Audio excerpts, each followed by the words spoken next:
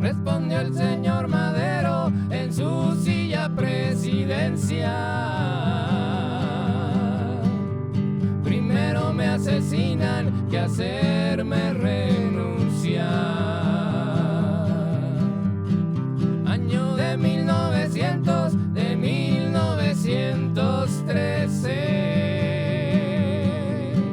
Ya mataron a Madero y nada que aparece. Vuela, vuela palomita, párate en aquel romero. Anda, avísale a Carranza que mataron a Madero, que mataron a Madero.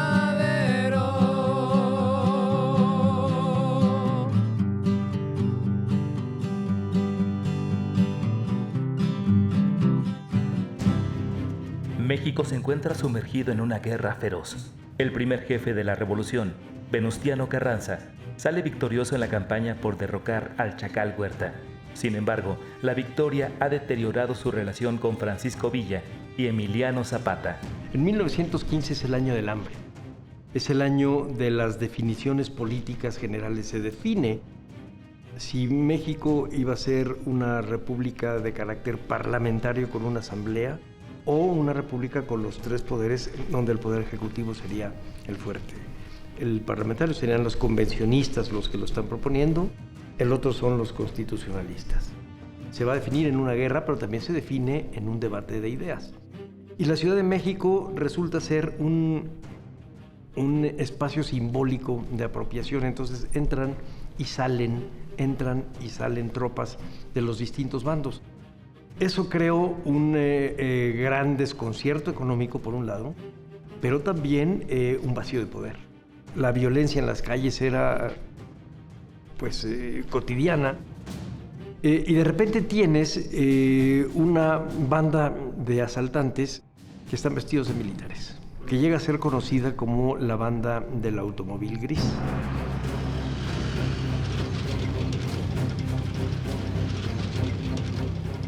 Se dedican a muchas cosas, eran en este sentido delincuentes no especializados, sino muy dinámicos, pero lo mismo secuestraban, extorsionaban, robaban en las casas de la gente rica. Esta banda del automóvil gris, con sus nexos con las comisiones de seguridad del interior zapatista y después con su nexo con algunos constitucionalistas, obtenía órdenes de cateo, que también eran comunes, de catear a algunos domicilios que se consideraban de potenciales enemigos o de enemigos efectivamente de las fuerzas de ocupación de la ciudad. Entonces tenían órdenes de cateo perfectamente legales, se puede decir, porque tenían las firmas de las más altas autoridades. La banda del automóvil gris es uno de los grandes mitos de la Revolución Mexicana. Es uno de los mitos que permanecen, que siguen latentes, que están vivos, ¿no? Y en buena medida por el cine. El hecho de la banda del automóvil gris pasó a ser el hecho criminal más grande en la historia de México. Y por supuesto que atrapa la imaginación del público lector.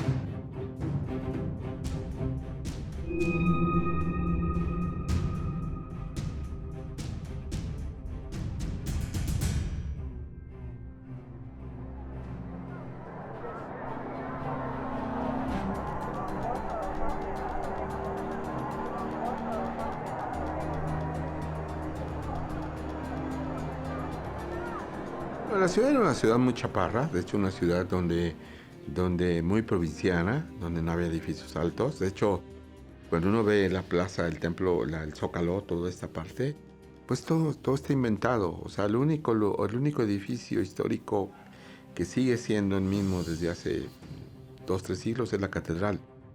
De hecho, el Palacio Nacional se le puso el tercer piso en la época de Calles. Sí, no, en realidad ahora vivimos una suma de distintas ciudades en distintos niveles. En aquella época no, en aquella época la ciudad era espacialmente muchísimo más acotada, no era muy grande, estaba rodeada de ranchos y de ejidos, de muchos pequeños poblados que en sí mismos eran pueblos. Caminos que eran muy agrestes y que uno se tardaba. Y, pues, hay testimonios de que para llegar a Tacubaya se tardaba uno mucho, para llegar a San Ángel había que recorrer muchísimo camino, ¿no? Coyoacán era un pueblito, la Colonia del Valle estaba llena de rancherías, la ranchería de San Borja, que era el lugar donde estaban las vacas que surtían leche a la ciudad.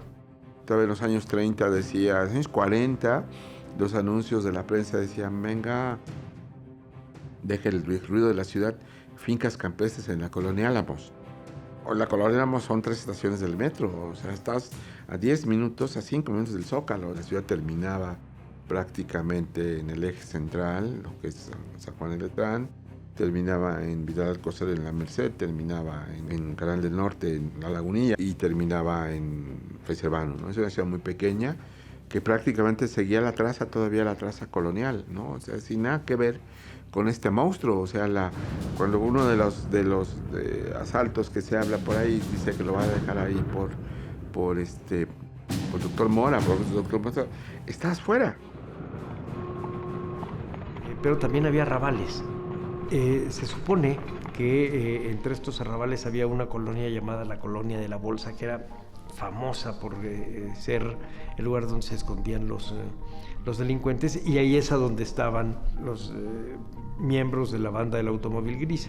Pero cuando uno agarra un plano antiguo y ve el tamaño de la Colonia de la Bolsa, dices, bueno, es una colonita, nada que ver con con hablar de Ciudad Neza o de Catepec, ¿me entiendes?, de Iztapalapa, sino que eran efectivamente pequeñas colonias. Lo que pasa es que con muchos recovecos y que con la complicidad de los habitantes. Es una ciudad bastante sucia, una ciudad con muchas enfermedades, porque no sé, que por ahí alguien dice que no era la ciudad de los palacios, sino la ciudad de los batracios, ¿no? En épocas de lluvia había grandes inundaciones, había muchas enfermedades, mucho tifo, por ejemplo, había grandes epidemias. Para todos todavía hoy decimos aguas, y el origen estaba ahí, que no había excusados, entonces la gente se orinaba en basinicas y tiraba los orines a las calles todas las mañanas o todos los días gritando aguas para así que la gente no se pusiera porque le iba a llegar los miados. La ciudad hasta cierto punto fue una especie de isla.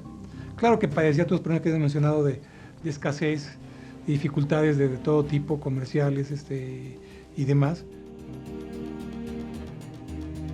El inicio de esta banda efectivamente nos lleva a 1913. Cuando empieza la decena trágica, el primer objetivo de los levantados era liberar a Bernardo Reyes y a Félix Díaz. Se van a las cárceles y junto con los militares que están presos, por ejemplo, en Lecumberri, salen a otros presos. Pero se inicia además el cañoneo a la ciudad. Y uno de estos cañonazos va a dar a la cárcel de Belén, que se encontraba en donde estaba el Metro Valderas, ¿no? Donde está la Escuela Revolución. Era una cárcel asquerosa, como toda la ciudad, ¿no? Esto que sea de la ciudad de los batracios.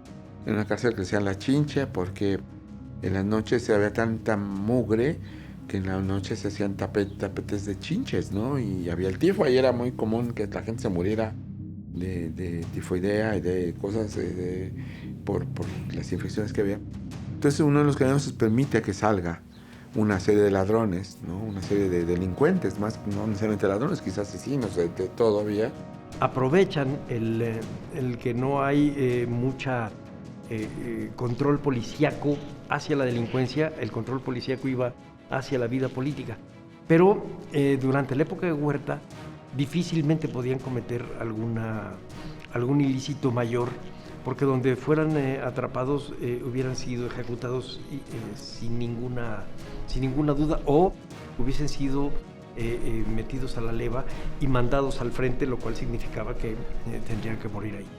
Pero una vez que cae Huerta y entran y salen los ejércitos revolucionarios, esta gente nota que hay un vacío de poder y ese poder lo ocupan ellos.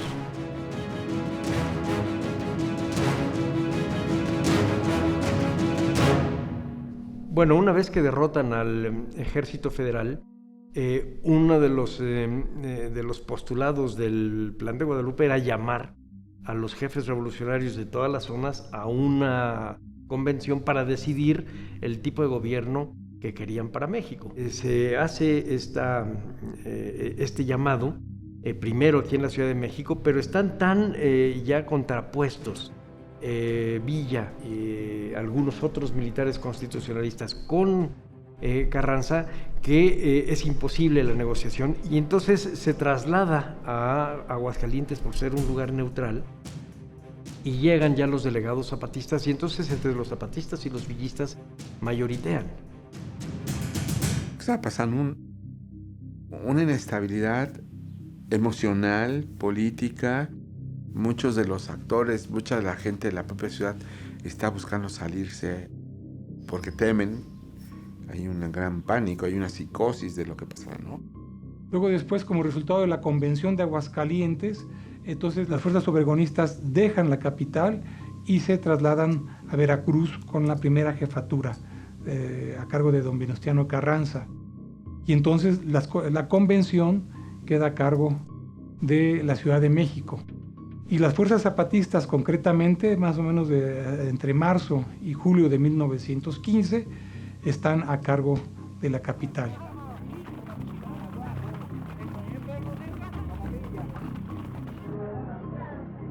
Luego, después de la derrota de las fuerzas convencionistas, entonces la Ciudad de México vuelve nuevamente ocupada por las fuerzas del constitucionalismo, en este caso a cargo del general Pablo González, de julio en adelante. Incluso ya la primera jefatura de don Venustiano Carranza despacha en la Ciudad de México hacia octubre de 1915. Ese año, 1915, es conocido popularmente como el Año del Hambre en la Ciudad de México. La Ciudad de México, por su naturaleza urbana, era muy susceptible de desabasto agropecuario en materia de productos agrícolas como de productos animales para la alimentación. No había nada que se moviera, la gente comía, la gente tenía que comer, ¿no? Es decir, en México, por fortuna de los mexicanos, hemos comido todo, todas las hierbas, hongos, flores, el flor de calabaza, los nopales, y seguramente comieron todo eso, ¿no? O sea, no se oía ruido ni perros, ni gatos, ni caballos, ni mulas, ni bueyes, ni nada. Se le daba prioridad a surtir y alimentar y abastecer a las tropas que a la población civil. Fue el año del hambre porque la gente vivió precariamente, muy precariamente. Porque no funcionaban los billetes, no funcionaba el dinero. Es decir, lo único que funcionaba era el metal, ¿no? El primer problema es que cada uno de los ejércitos traía su papel moneda y su moneda, pero mucho menos moneda que papel moneda. Y cuando salía alguno de los ejércitos, pues entonces perdía totalmente validez. Entonces tú llegabas a vender mercancía que te pagaba con unos cartones convencionistas, y al día siguiente todo eso que tú me habías vendido, que tenías ahí, no servía para nada, tenías que tirarlo a la basura. Además tenías que deshacerte de eso porque posiblemente te podían perseguir por guardarlo. En la lógica primitiva de algunos personajes como Villa, decía, pues billetes, pues impriman billetes, ¿no? Entonces, de hecho todavía por ahí se encuentran las sábanas, las billetes de caritas y todo esto, porque se imprimieron miles sin ningún sustento de apoyo económico. ¿Qué era lo que unificaba a todos? Era el oro, ¿no? O la plata. Y entonces los bancos que eran saqueados por todas las diversas fuerzas, entonces no tenían la confianza de los comerciantes, de los ricos, y entonces atesoraban todo en sus domicilios. Entonces era un blanco muy atractivo para la delincuencia.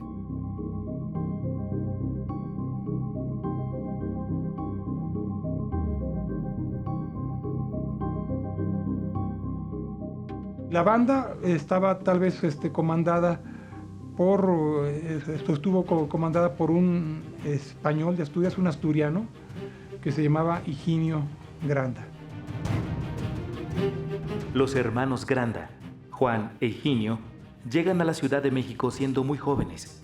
Juan es el hermano mayor y se enrola en las fuerzas zapatistas bajo las órdenes del comandante Amador Salazar. Higinio, por el contrario, decide quedarse en la ciudad, donde comienza con su carrera criminal. En las calles, conoce a Francisco Oviedo, un astuto criminal con quien realiza varias fechorías. Tiempo después, la policía captura a Oviedo e Higinio huye hacia el estado de Morelos para encontrarse con su hermano, el recién nombrado coronel Juan Granda. Meses después, Higinio sería ascendido a capitán y entraría triunfante a la Ciudad de México, junto con el ejército zapatista. Sin embargo, su hermano no tendría la misma suerte, pues había sido abatido en una de las tantas batallas. Ya en la ciudad, Higinio decide visitar a su amigo Oviedo. Con él organizan rápidamente una reunión en la cantina El Grano de Arena, ubicada en la famosa colonia La Bolsa. Esta primera banda, que es la banda del japonés, bueno, se junta a partir de que se escapan de la cárcel de Belén y después vienen a reunirse en una cantina y empieza a crearse todo este mito. Se funda el primer grupo criminal conocido como la Banda de los Cateadores, o los Asaltantes del Automóvil Gris, o la Banda del Japonés. Este último apodo nació debido a los rasgos orientales que tenía el chofer que manejaba el vehículo. Son como personajes muy nebulosos también, porque no saben ni dónde terminan, ¿no? Tenían ahí un especialista en abrir casas y cajas fuertes que le decían el pifas. Tenían una serie de gentes dedicadas a distintas cosas. Algunos de ellos, por ejemplo, a falsificar o a gestionar ilegalmente documentos firmados por el gobernador de la Ciudad de México o por el encargado de las armas de la Ciudad de México. Podían moverse libremente con un salvoconducto.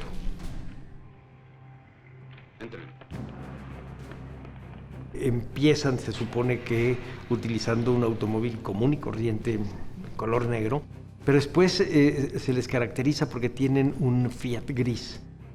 Cuando menos eso es lo que la leyenda dice. Funcionaba la película derrapando a 20 kilómetros por hora. Pues sí, se ven lentos los coches, esa es la velocidad que tenían. Pero les daba ventaja para cuando salía el policía pitando o corriendo. Pues no los podía detener, iba ganando velocidad. Sabemos que no había muchos coches, no había muchos semáforos. En estas calles donde actúan ellos es casi una tierra de nadie, ¿no? Roban joyas, roban mucho dinero, reparten mucho dinero falso. Y hay una suerte de... no una suerte, hay una gran impunidad, pero hay una suerte de disfraz de esta impunidad. Es decir, era muy difícil para una ciudad como la Ciudad de México, a pesar de que tenía casi 700,000 habitantes, en su extensión era pues realmente muy corta, que pudiese esconder una banda tan grande. Estamos hablando de una quincena o una veintena de personas que además utilizan vehículos. No estamos hablando de una ciudad en donde tuvieras muchos lugares a donde cargar gasolina ni nada de eso. Era muy acotado donde un vehículo automotor podría pasar. Y aún así se podían mover perfectamente.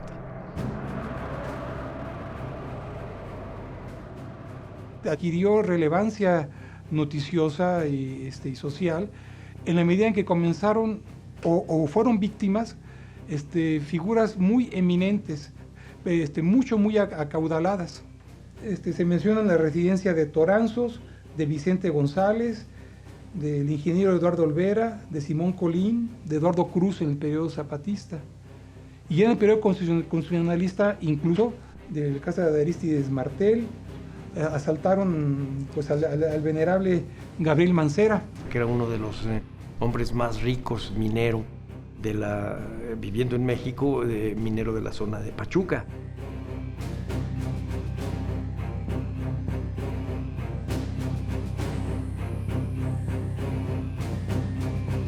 Y otras residencias asaltadas irrelevantes eran de familias acaudaladas, pero formadas de viudas. O sea, ya no había, digamos, hombres que cuidaran. O sea, sabían exactamente a quién iban a asaltar. Están, por ejemplo, el caso de Guadalupe Cacho de Caso, de Julia Abreu, viuda de Macedo, de Francisca R. de Barroso, de Clara F. de Scherer. En fin, estos son los eminentes. Para no hablar, es decir, si esta enorme cantidad, porque son bastantes familias acaudaladas, pues podemos imaginar la cantidad de familias de mediano caudal que fueron también víctimas de asaltos, y no de esta banda, de otras familias. Entonces, era ya un escándalo social, y entonces se vieron obligados a tomar medidas.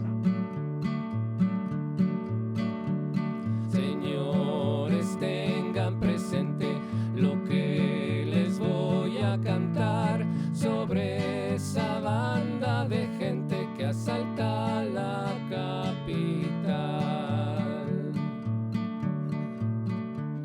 ¿Será que el diablo la ayuda a tanta mala acción, o los mismos generales de la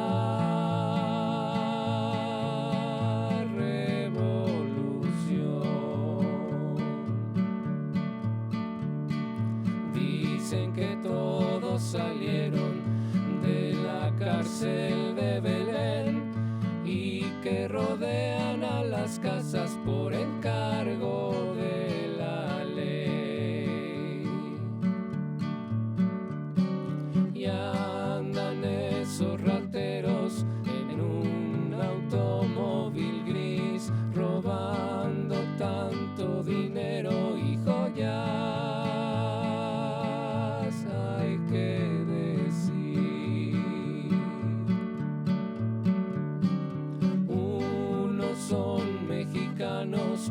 Y otros no lo son, soldados y policías cristianos sin corazón. Señores, pongan cuidado, que les diré un pormenor: son peores que un terremoto y el jefe es un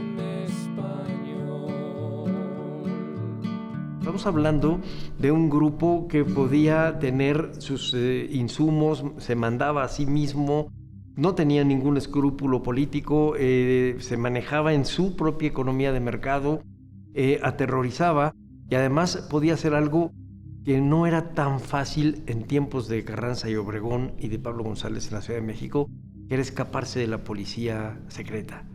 O sea, la ciudad estaba ocupada, existía la policía de siempre, la policía que ahora llamamos auxiliar. Estaban las mismas fuerzas militares. Luego estaban las fuerzas de seguridad de cada cuerpo de ejército. Y luego incluso había una policía secreta que tenía fundamentalmente fines políticos, de perseguir a los opositores, evitar sabotajes, etcétera, etcétera. Entonces realmente la sociedad pululaba toda clase de fuerzas armadas, policíacas, y era un caos, no había un control, una coordinación entre ellas. La policía secreta era muy importante para los grupos revolucionarios porque podías saber el movimiento de los enemigos y de los traidores, pero sobre todo de tu rival dentro del mismo grupo, es decir, generales contra generales, políticos con políticos, políticos contra generales, además de la guerra. O sea, les preocupaba mucho Pancho Villa, pero les preocupaba mucho qué es lo que decía su compañero de armas o el encargado de alguno de los despachos ministeriales. Y entonces tenían su policía política y estos tipos podían eludirla. Lo cual ha hecho suponer, y creo que con buena lógica, que había una complicidad por parte de autoridades mayores. De otro modo, es muy difícil explicar que pudieran ir con salvoconductos y vestidos de militar y entrar con el gran desparpajo, porque no solamente resultaron ser ladrones, sino además buenos actores, porque engañaban a todo el mundo.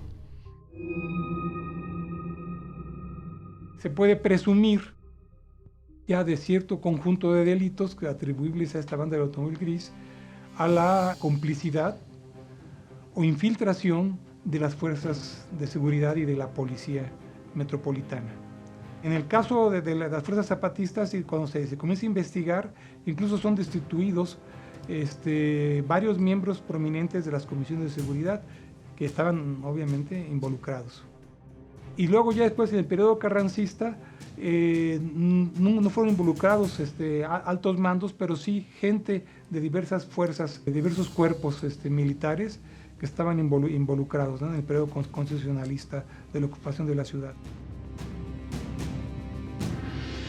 Granda y sus cómplices aprovechan la ocupación militar de los constitucionalistas para ingresar al cuerpo de la policía reservada de la capital, colocando los cimientos de la segunda banda del automóvil gris.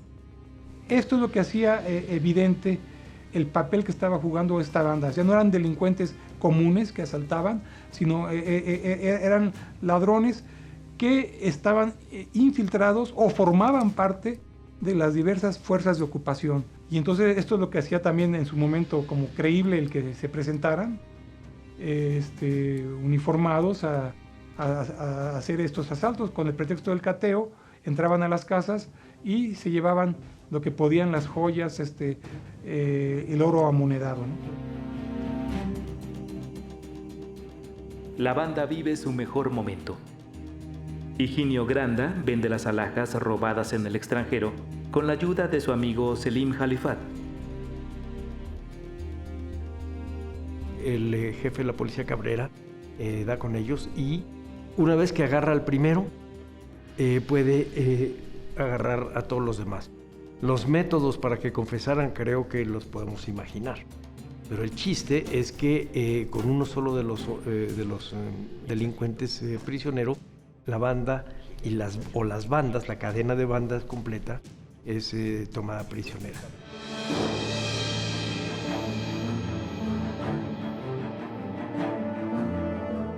Cabrera inunda las cárceles de ladrones e inserta espías con la esperanza de obtener alguna pista relacionada con los criminales. No pasa mucho tiempo cuando descubre un recado escondido en una canasta de comida que pretendía salir del penal. Los integrantes de la banda del automóvil gris tienen el tiempo contado. En una primera redada en la colonia Guerrero, Cabrera y sus detectives logran la captura de Manuel León, Luis Lara y José Fernández. Lara comienza a delatar a los integrantes de la banda y los detectives logran la captura de un chofer al que apodaban El Gallego. El Gallego niega su participación con los criminales. Sin embargo, una corta estancia en una de las mazmorras del cuartel origina que mágicamente recobre la memoria, delatando a José A. García, otro chofer vinculado a la banda. Cabrera no escatima en sus medios para la captura de los bandidos. Realiza diferentes acciones, desde sobornar a niños hasta disfrazarse como técnicos de la compañía de teléfonos Ericsson, o incluso extender su jurisdicción hasta el estado de Hidalgo, en donde captura personalmente a Bernardo Quintero.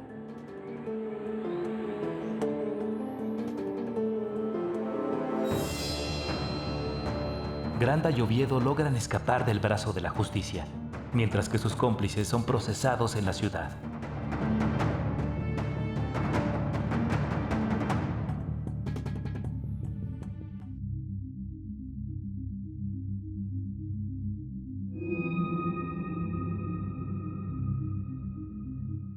se les enjuicia, se les anuncia que van a ser ejecutados y se les encapilla.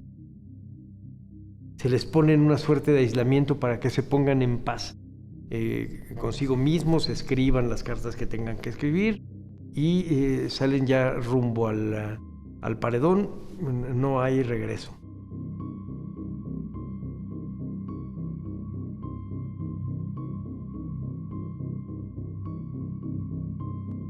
Aparece el general Francisco de Paula Mariel, que es el encargado pues el jefe de las armas de la Ciudad de México y el encargado, por supuesto, de la ejecución. Y entonces lo que es interesante es el protocolo del fusilamiento a delincuentes. No es el mismo protocolo que el fusilamiento a rebeldes armados.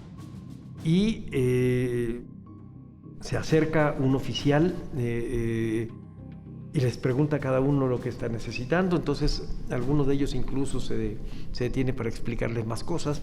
En realidad, lo que les está preguntando es si tienen alguna última petición, como por ejemplo, a quién quieren que les avise de su familia para que vengan a recogerlo, para que lo entierren. Y es muy rápido. Y el fusilamiento es propiamente de un tirador por cada uno de los ejecutados. Y hay una cosa pues curiosa, que a uno de ellos se le ha de haber trabado la bala porque caen y el último todavía está parado. Y entonces se ve que le dan un tiro y después el tiro de gracia. Son segundos lo que pasa. Pero este hombre vio cómo cayeron los de a un lado y él estaba ahí. Eran 10 inicialmente, in extremis, así en último momento, 4 de ellos son separados del paredón y ya nomás se fusila, pues nada más, a 6, ¿no? El general Pablo González suspende el fusilamiento de Rafael Mercadante, Bernardo Quintero, Luis Lara y José Fernández, al considerar que podrían tener información valiosa para la captura de Higinio Granda y esclarecer el misterio de su organización. Sin embargo, estos 4 morirían en prisión en circunstancias sospechosas antes de que pudieran decir alguna palabra. En algunos casos, alguna de las autoridades puede posponerlo o cambiar el castigo por cárcel, etc. En este caso se dice que Pablo González les había dado este tipo de beneficio a algunos de ellos, pero los demás no, que son los que vimos.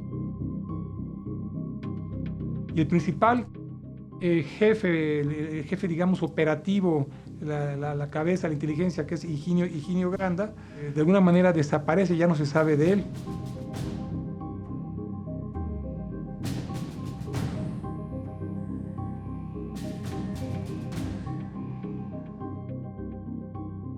En su momento fue capturado, pero cuando las fuerzas zapatistas dejan la ciudad, prohijan una fuga masiva de presos, tanto en la cárcel de Belém como en la cárcel municipal de Lecumberri.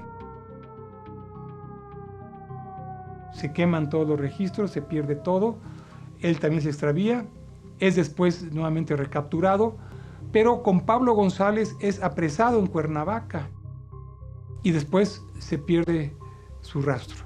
Entonces ahí se podría presumir una complicidad o una relación de algún tipo entre Higinio Granda y Pablo González.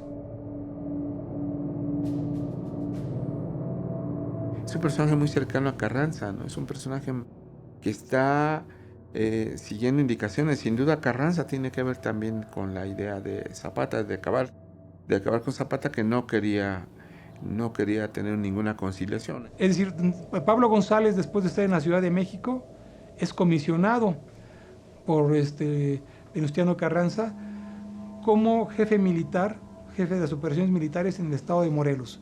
Incluso Pablo González es responsable de la trampa que lleva a la muerte de Zapata. Tenía fama pública en esa época, como muchos de ellos, incluso Villa, de ir y pues a llevarse como Juan Charles a las mujeres más bonitas, ¿no? Entonces iban a los teatros, iban a los cabarets y los encerraban, los prostíbulos, y agarraban a las mujeres que les gustaran. Por ahí cuento una anécdota con María Teresa Montoya, que justamente que le va a pedir dinero y él le da todo el dinero del mundo, ¿no? Así, y supongo que no fue de a gratis, ¿no? Lo interesante es que la lucha política siguió y en 1919 empieza a haber un adelanto de lo que sería la vida política a partir de 1920. Carranza quería dejar el poder ejecutivo luego de elecciones a un civil. Pero los jefes revolucionarios decían, es que no tiene por qué ser un civil, si nosotros hicimos la revolución. Y entonces empiezan a competir entre sí. Compiten entre sí Pablo González y Álvaro Obregón.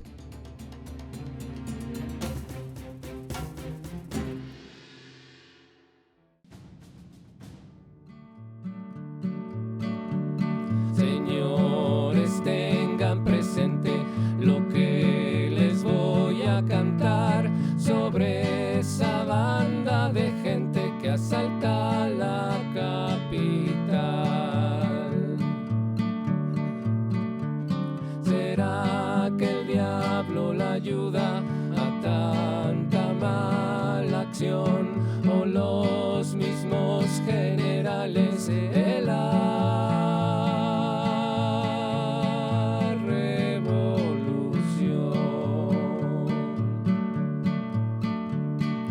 Dicen que todos salieron de la cárcel de Belén y que rodean a las casas por encargo de la ley. Y andan esos rateros en un automóvil gris, robando tanto dinero y joyas. Hay que decir, unos son mexicanos y otros no lo son, soldados y policías cristianos sin corazón. Señores, pongan cuidado que les diré un pormenor, son peores que un terremoto y el jefe es un español. Con órdenes de cateo saquean la capital, cogiendo todo lo ajeno, buscando un arsenal. Todita la gente tiembla sin hallar ni qué pensar. Con estos hijos de gestas Dios mismo se debe cuidar. Ni toda la artillería del Palacio Nacional salvó a la tesorería de un robo sin igual. Señores, ya me despido, que sigan sin novedad. Cuídense de los vecinos y de la